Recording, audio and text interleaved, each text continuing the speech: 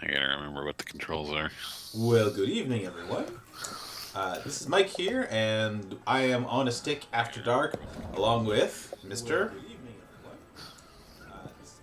Kurt Adam. Kurt Adam. That's the guy. Merry He's over Christmas. here. Happy Indeed, holidays. all those good And things. stuff. Yeah. So, what we're gonna do is just try and listen for a second to the stream. Merry Christmas. Happy holidays. I think we're good. So we're going to talk about the game that Kurt got me for Stickmas this year, which I guess is not a name that we used to use, so I've just been using it this year. Anyway, this year, Kurt got me a copy of Inside by Playdead Games, makers of Limbo, which we all talked about at great length several years ago when that came out for the Xbox 360. And it was originally it was for the Xbox One, and it recently came to PC, and that's what he got me, and so I played it. I played all of it. Well, all of it. I finished the game, and then there's a special secret ending, and I looked up what you needed to do to get that, and it seemed really long, so I did not do that. I did not. I knew about that, but I had not looked up what to do for it. So we'll start off with some general discussion. We're going to get into, I think, pretty heavy spoilers later on, but we'll try to warn you ahead of time. So if you just want to hear initial general thoughts about the game, we can kind of discuss that to start with.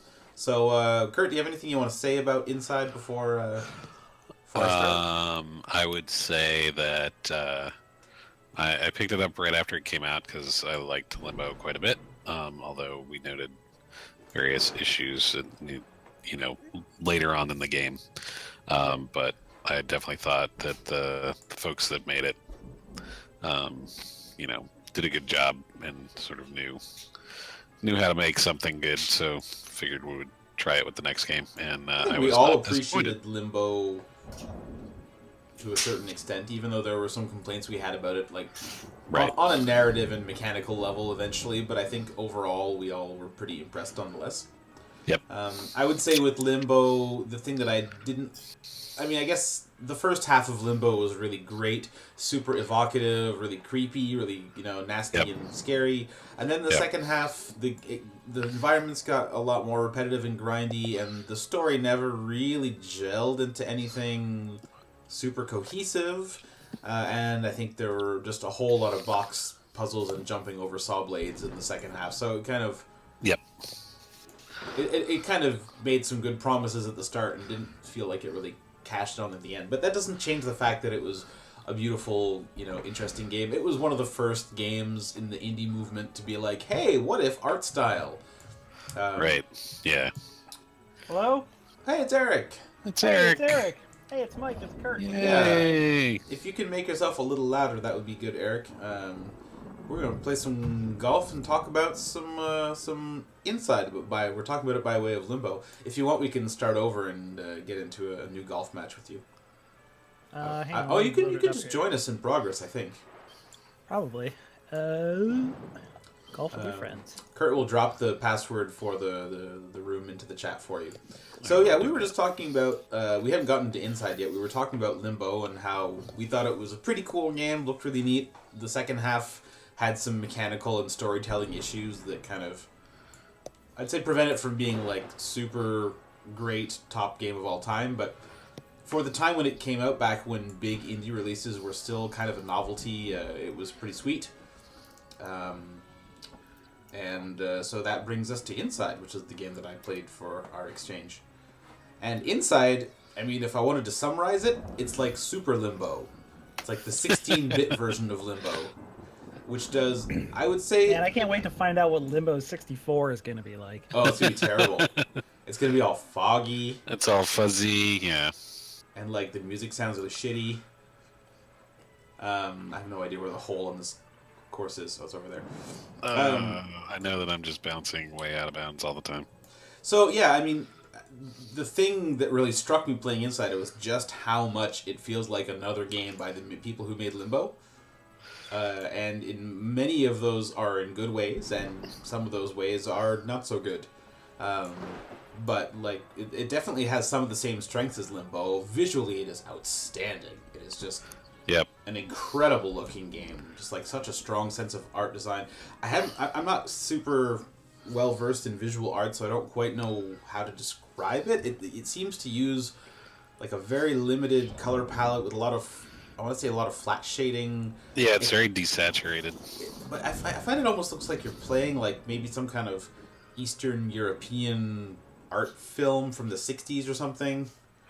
I'm not sure if I really know what I'm talking about, but that's the vibe that I get from it, like Eastern Bloc kind of grays and blacks. There's color, but it's muted, and there's not a lot of different color tones on screen at any given time. I'm just laughing because I kept shooting at this flag, and it turns out that's not the hole that we're going for. So I was like, "Why I keep resetting me? I'm on the green. What the hell?" You made it to the next hole. Yeah. Anyway. A lot of anti-Semitic lobbies here. Oh yeah, I wasn't looking at the great. lobby list while I was. Man, it's golf with your friends, not golf with the National Socialist Party. Yeah. Golf with your Nazi friends, I guess. This one is They're Hitler Nazi was great friendly, in if you ask me. Leech speak. Oh, Jesus Christ. There's a bunch of them also just named Poop, which that's classic. Not inherently anti-Semitic.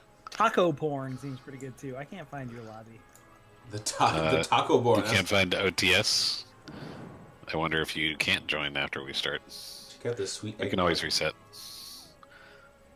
The taco board is my favorite character in Game of Thrones. I'm gonna retire. Yes. Oh, okay. I will also retire. I think you're forced to retire. It didn't seem like it. You disappeared, and Okay. it kind of looked like I could have kept going if I wanted to. Okay. But why would I do that? Then I would be golfing by myself. And that's not golf with friends, man. No, it has nothing to do with golfing with... I mean, I guess I like myself. I am my own best friend, I suppose. I suppose. Sounds kind of sad when you say it out loud, though. Even though it should be true for everybody, I guess. Yeah. So fire us up a new lobby, and then we will actually... it's there. Join at will. Custom I guess if game anyone options. is watching the stream and wants to join the game, you just have to copy this password. Ta-da! Dun-dun. Collision mode. I think we should be able to collide with each other. Show less power, yes. That sounds way You want better. to collide? Alright, let's do that. Oh yeah. Ball shape. We don't want to play with alternate ball shapes. Anthony and Eric and I found out that's That's really problematic. Mhm. Well, so you can play with it randomized and everybody gets a different random ball. I think it was randomized and everybody had the same ball. Mm-hmm. That would be okay. That is an option. I mean, otherwise, yeah. You but can set did it it where that it we was- all have the same crappy ball. Yeah, you can do that. I'm just saying the way we had originally tried it, like some people would get, say, a cone, and somebody would get like a 20-sided die or whatever, and the cone people got totally fucked. Mm-hmm. Spawn position. Maybe try figure out- sending me an invite. I still can't. I can't find it in the server browser. Okay, yeah. It's I on page will- 2. Can you see page 2? I have 11 pages. and You have not 11 one of them pages? Has, Wait, Eric, did Eric? you download the update for the experimental version? Oh, maybe that's it. You have to get yourself opt into the the beta for testing new features or yeah, whatever the it's called. experimental branch. where do I do that? Right click on the game, go to properties, and then into betas and choose the experimental branch. You'll have to download about 600 megs. Boy, we're getting real off topic here.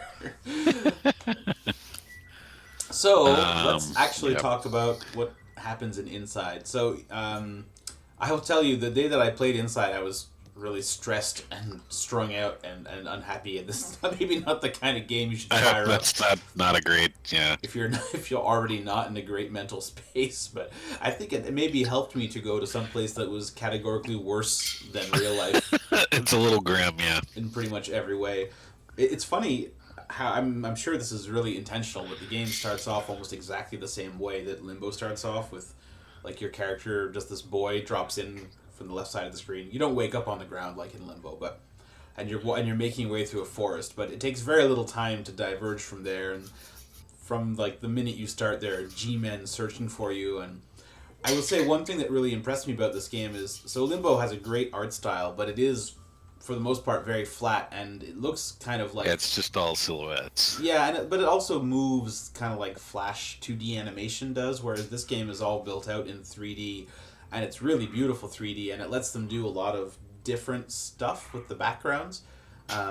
Yeah. And I don't mean the backgrounds like the world that you run through. I mean the stuff that's happening in the background. So like while you're running through the forest, there are all those guys in their trucks and vans that are searching for you and shining flashlights around, and it's all happening in a 3D space, even though you're just running across the foreground of it. Yeah. I mean, there's a quote puzzle, or an area where you're trying to get past, and there's dogs on the opposite side of a fence. If you just jump over and drop down, then the dogs will maul you. But when you climb up on the fence, then they'll see you and come running to your side. And so you have to sort of... Yeah, so they're operating in the 3D world. Right, they're operating into the distance and coming back around and all this stuff, and you're still on your flat plane, which was kind of cool. And even when they're not really using that to that extent, I find that it just gives them a much greater variety of set pieces and interactions that you can have with, like... Yeah, there's more business that's going on. There's more, even if it's not stuff you're interacting with, the background makes it more visually interesting. Yeah, exactly. And like even if for the first 20 minutes of the game you're playing hide from the bad man, just the variety of different ways that you can avoid them or that they can surprise you or drop in from different angles. I thought that was really good. Actually, you know what this game reminded me of even more than Limbo? I felt like I was playing a new Out of This World. Yeah, right. I couldn't believe how much it reminded me of Out of This World, and that you're in this really hostile environment and everything is out to get you, and it has a bit of, like, Out of This World also has that muted color palette, and because Out of This World was kind of like an early vector. I mean, it doesn't use the vector monitor, but it's all done in weird vector graphics on the PC. That let that guy do a whole bunch of crazy shit that no one else could do in that age, using like static bitmaps and things like that. So Out of This World is another game where things are really dynamic and they're flying into and out of the screen all the time, which was quite a technical feat back then. Also, what they have in common is gruesome deaths. Oh man, yeah, it's grim. I definitely got a little bit... Like, it's pretty rough when your kid gets mauled to death by wild dogs. Yeah, they don't hold back on that. No, it happened so many times to me that I kind of just got annoyed with it by the end. And it's long, too. Like, it's like... Yeah, they don't just, like, grab you and that's it. It's not like they jump on you and then it just fades to black. It's like, no, you get to watch them kind of pull you into little pieces for... 5-10 seconds, maybe 5, but it feels long when it's happening for the 20th time. So I mean, that's kind of a hallmark of this team, is that they really like to make young boy characters and then submit them to horrible tortures, I guess, because that was basically the modus operandi of Limbo 2. So I really liked... I mean, the look of the game is just outstanding. It's just incredible. It was a feast for the senses. The actual getting killed over and over again by wild dogs and falling off things and getting, mugged or grabbed by G-men and later on drowned. That eventually wore on me sometimes. The puzzles, there's a lot of environmental puzzles. A lot like Limbo, again, it involves dragging vaguely square-shaped things back and forth a lot of the time to make a new path or to interact with the environment. And those were okay. Like, none of them really stumped me for very long. There were some that I would, 5 or 10 minutes where I'd be banging my head against it, and then I'd figure it out. I would say that they're about the difficulty that you want them to be, and what's a pretty cinematic experience that I finished it in 2 sittings, and I could see someone with a bit more free time just sitting down and powering through it in one go. Although it took me like 4.5 hours, so it's a little long for a one-sitting game. So yeah, I mean,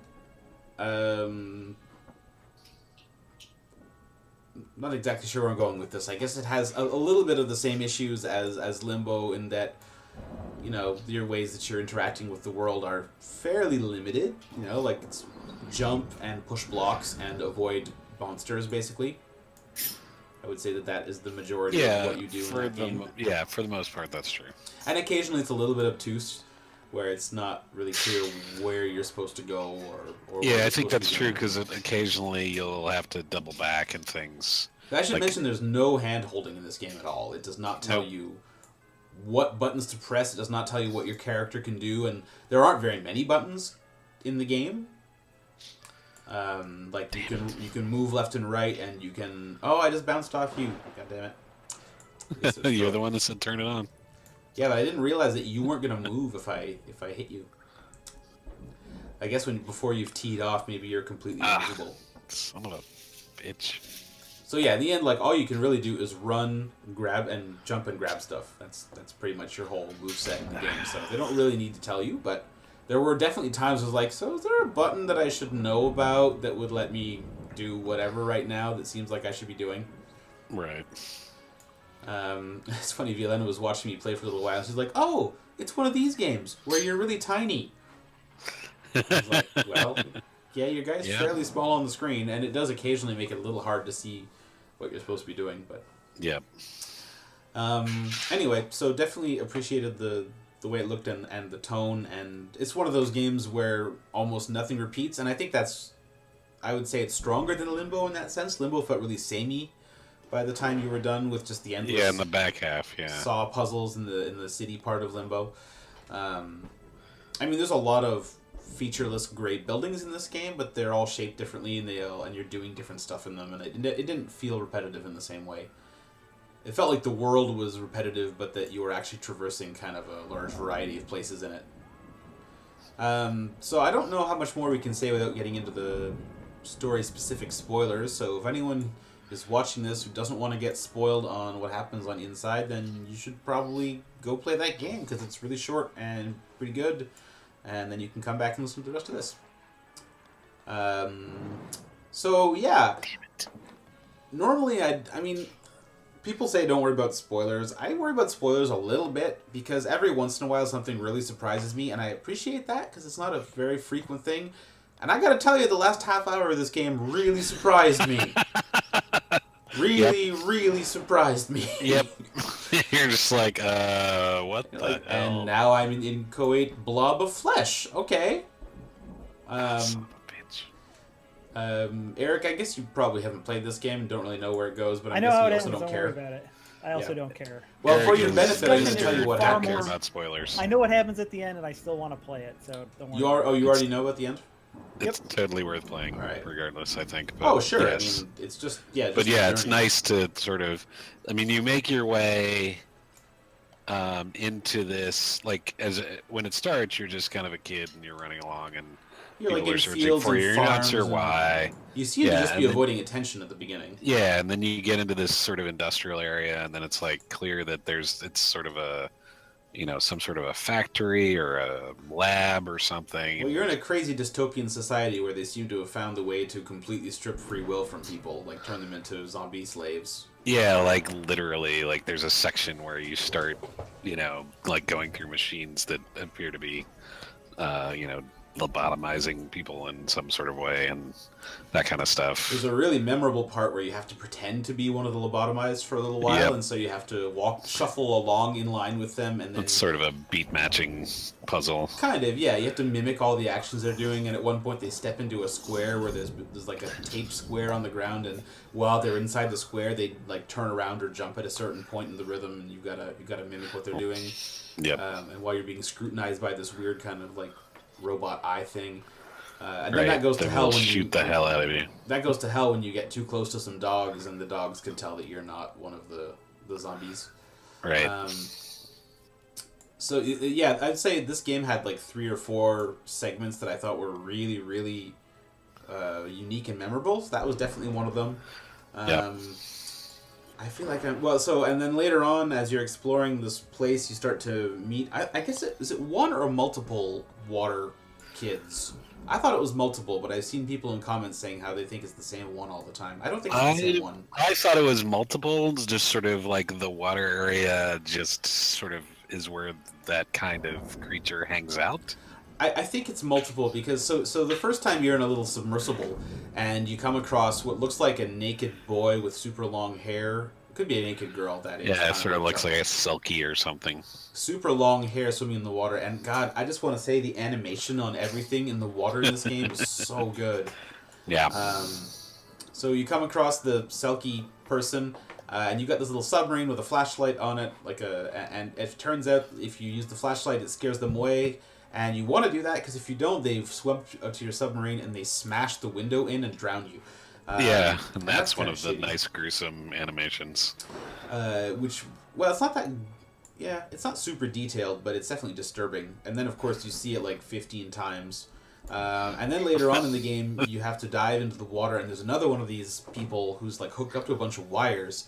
And so, of course, after a little while, they break free of these wires that are attached to them, and they start chasing you around. And that was, I think, one of my least favorite parts of the game, was just all these kind of puzzles based around luring them into one side and then running across some solid object where they can't get you and then jumping back in the water. And I thought that was kind of tiresome and annoying, and I was really happy when I was at that part. I liked that section more. There's another one. There's a section where you're in the submersible, and then you have to like time sort of blowing a hole in this thing, and you got to kind of go back and forth between keeping the thing away from you and dealing with the other part. It's sort of there's a bunch of sort of jiggling back and forth that you have to do.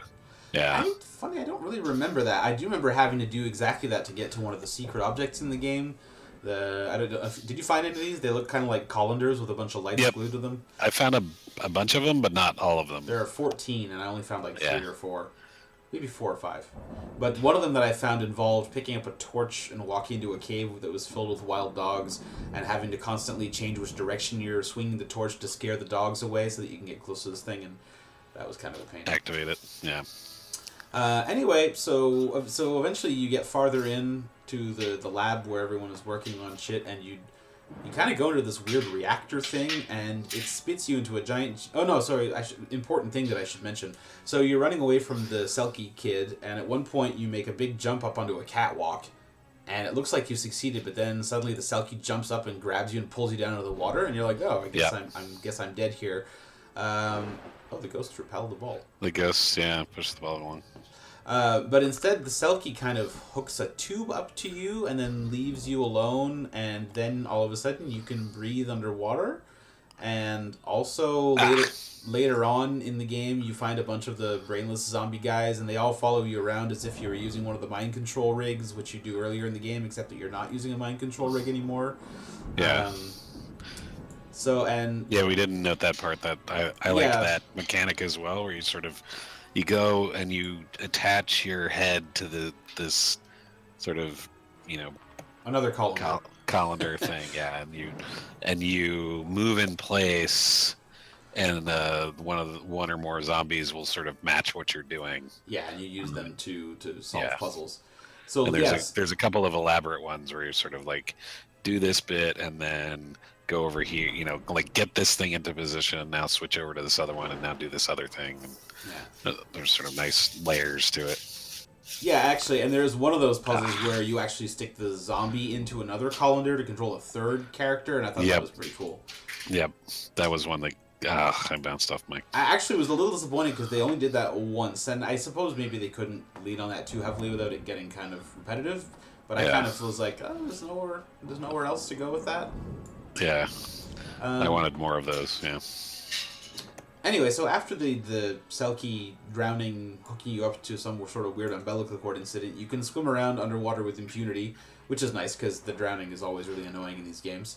And then later on, when you find a bunch of those zombie guys, they just start following you around even though you're not hooked into one of these things. And then eventually you make your way into a big water tank, and inside is a giant jumble of Akira flesh that a bunch of people are walking, and as soon as you get there, I think you see it. You don't see before that, you come in. Oh no! So you go through a lab, and there's all these scientists that are like going past you, and eventually you get to the side and you see them all looking into this giant tank. Yes. You don't see what's in the tank. The camera resolutely refuses to show you what's inside the tank. Right, but you're like, something weird is going on here. Yeah, so you go around and you get sucked into this weird generator thing, and you wind up in the tank, and you lose your clothes in the process of getting sucked in there, so naked boy in the tank with a giant blob of Akira flesh, and it immediately assimilates you. So now you're just inside this writhing blob, and it looks like it's composed of a bunch of people. Like there are a lot of arms and legs sticking out of it, even though it's kind of a vaguely spherical blob of horrifying flesh. And what you realize after a second is that you haven't died, and in fact, now you control the blob of flesh. And so you can start to move it around, and it's actually super strong and powerful, which is kind of, it's a bit liberating. It's kind of like the super gravity gun in Half-Life 2, because you've been so fragile and afraid the whole game, and all of a sudden you're literally a giant monster that can smash through walls and doors and pull doors off their hinges and things like that. And everyone is terrified of you. And basically for the rest of the game, you just go on a rampage through this facility, for the most part just smashing from one room to the other and kind of looking for a way out. You do occasionally kill people, but it's mostly comes off as kind of like by accident.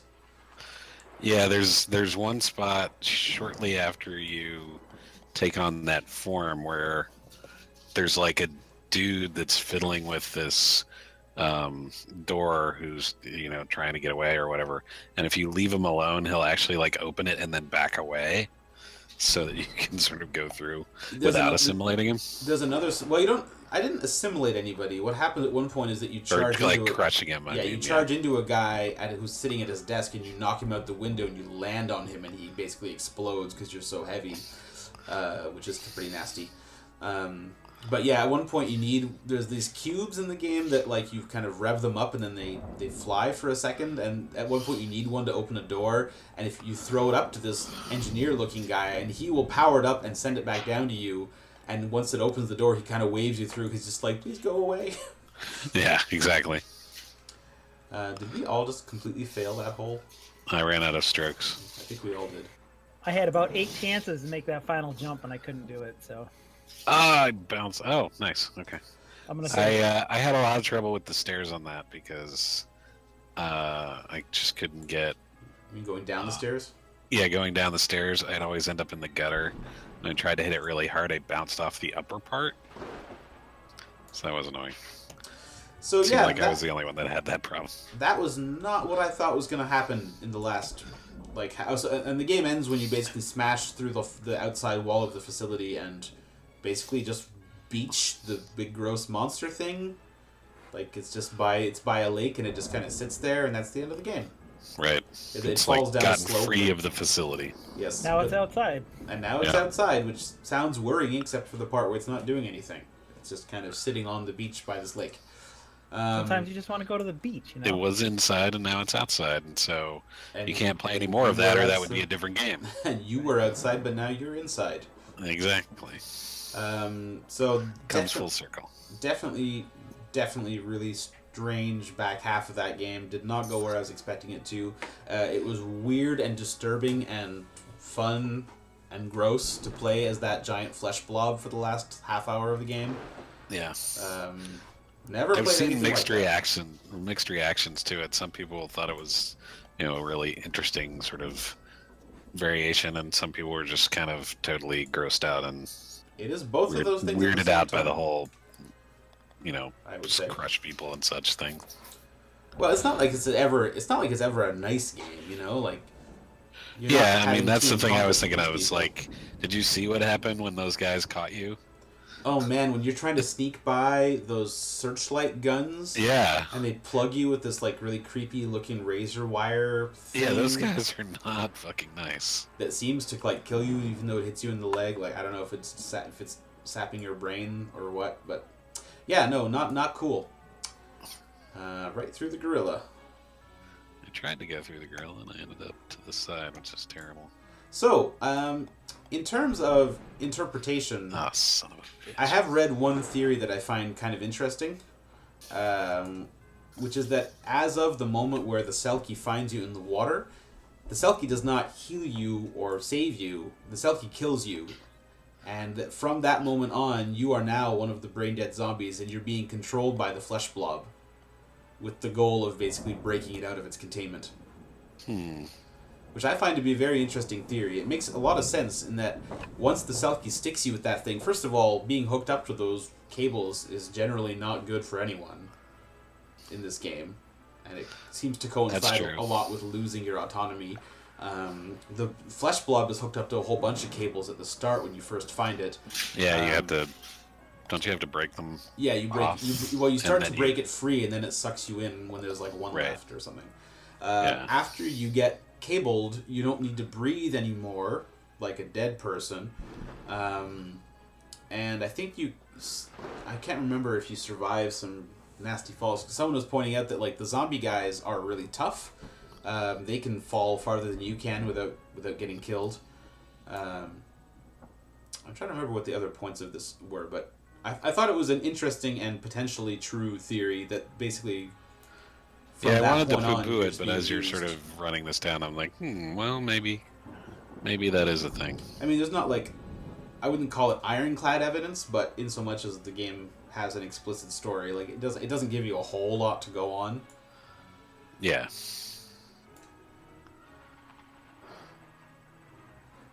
I had a really hard time getting through that bookshelf. Yeah, I don't know if you've heard or seen any other interesting theories, like. I have not. I haven't seen much actual writing on it. I saw a couple of Twitter reactions, and that's about it. Well, anyway, there's a different ending. I know if you get all the little. Yes, but I think that ending is unrelated to the big story, and it's more of a conceptual ending from what I've seen. All right, I don't know anything about it. I just know that there's a different. That it exists. Well, so in the secret ending, so there's the weird colander secret items that you can find that seem to have a bunch of lights on them, and what you do when you find them is you unplug them. And at the end of the game, there's a spot where you can see how many of them there are and how many you got. And if you get them all, then one of the lights stays lit and all the other ones go out, and that says to you that you need to go to the spot where the second of these things was hidden, which is in a cornfield at the beginning of the game. And when you get there, so you have to like work your way all the way back? You can go to any chapter you want once you finish the game. Oh, okay. I thought you meant during the game you had to like work your way. It just seemed like it was impossible. Oh, nice. Yeah, floating baby head. Nice baby head, yeah. That fits in pretty nicely with our discussion. Oh, and I just bounced right off it. I guess you have to bounce off the floating baby head somehow. I have a maybe.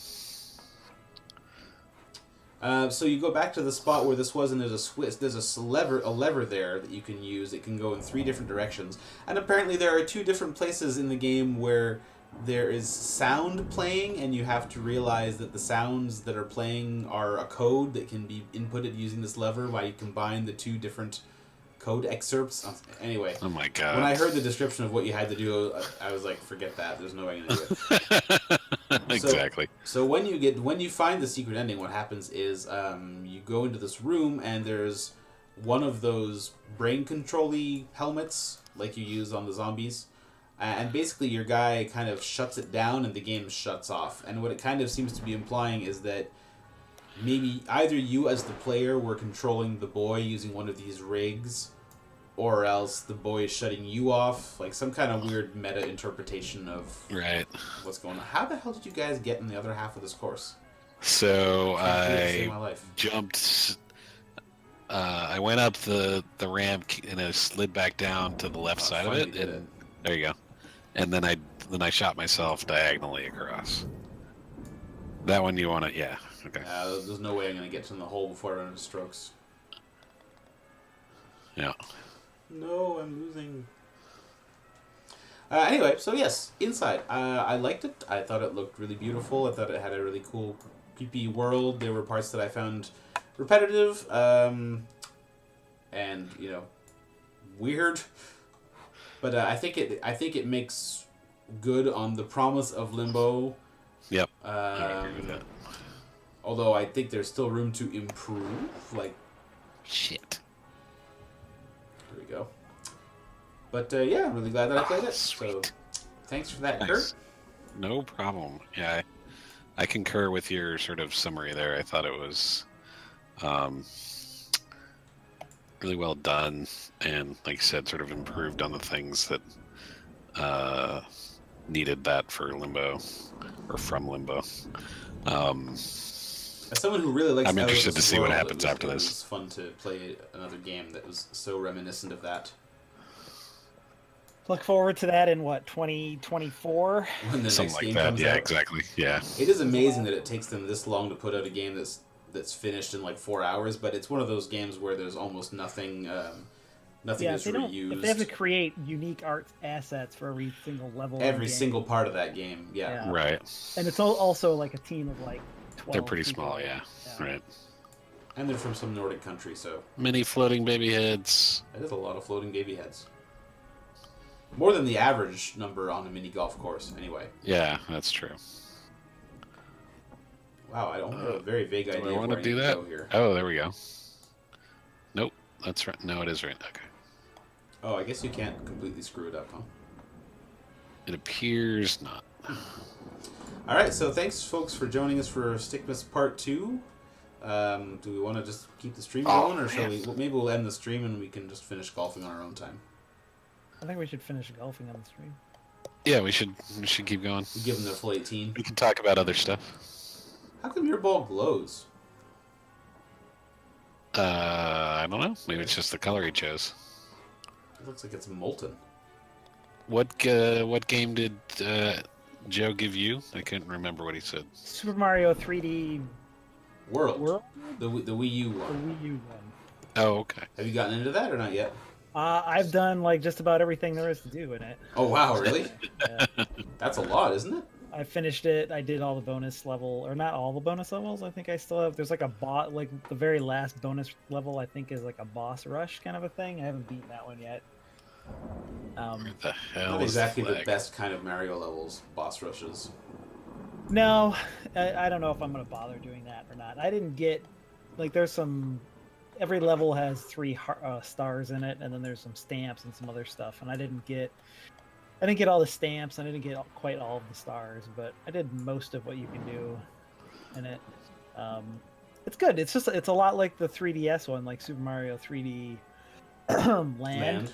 But I think that overall the level design is a lot stronger in that. So I think so.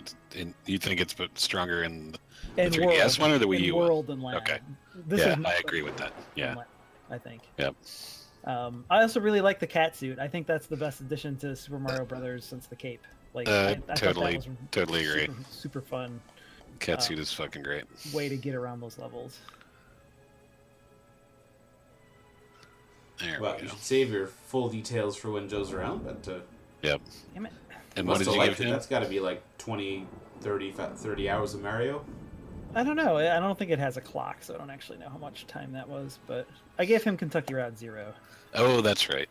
So I know he's beaten the first 2 acts. I don't know if he'll finish Act 3. I still haven't finished Act 4 myself, so I haven't started it. I replayed. Yeah, Act I was 1, gonna 2, and 3 replay 1 through recently. 3 and then play it. Hooray, I Eric's got a lot is more out exactly of as bad 3. as I am. Yay. I got a lot more out of 3 than I did the first time around. Replaying it, yeah. Yeah.